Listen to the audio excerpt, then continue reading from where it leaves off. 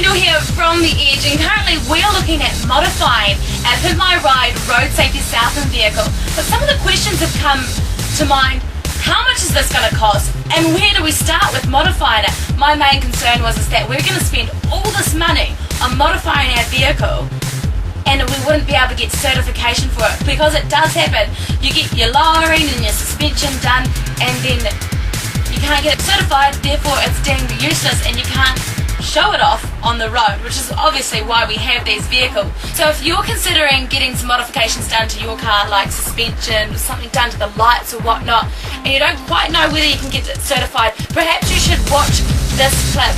So far we've sought advice from several different people, including Senior Sergeant Kieran Price from the Southland Strategic Unit here in Southland, and Ross Bain from the New Zealand Transport Agency. Here's some of their comments on the Honda Civic that we are pimping.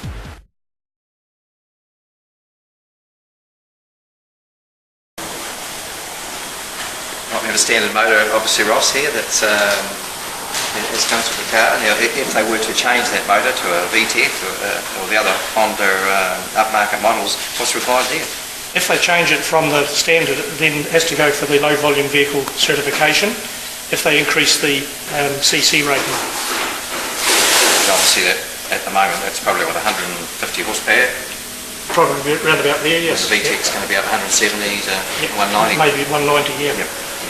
So we've got the one minor modification I can see there is just the air cleaner has been changed to a pod filter type thing. It doesn't appear to have a turbo on it, but maybe if we put a big bore exhaust system on it, that would also help to get some of the exhaust gases out.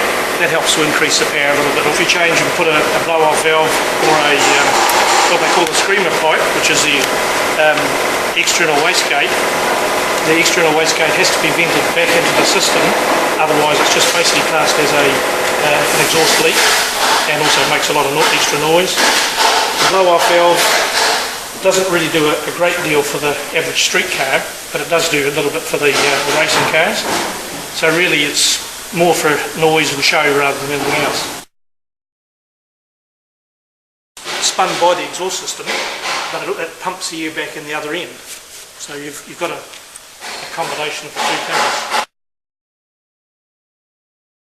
It would be fair to say that one of the first things that a street racer person would do would be to modify the exhaust, and starting at the front of the car, it's going to be putting these extractors on. Yep, along with the turbos that put them onto it.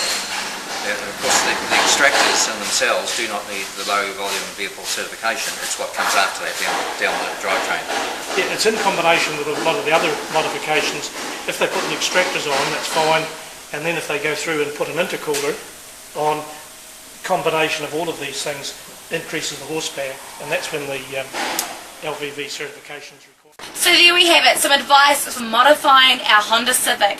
The key here is that if you want to modify your car, go and seek some advice, because your car can look smoking hot or really cool, but having a lot less hassle and maybe a lot less money as well if done properly. All the people that you may need to talk to are here on this Facebook page, Pimp My Ride Road Safety Southland, and we're also having a car modification clinic in April, so stay tuned to find out more details.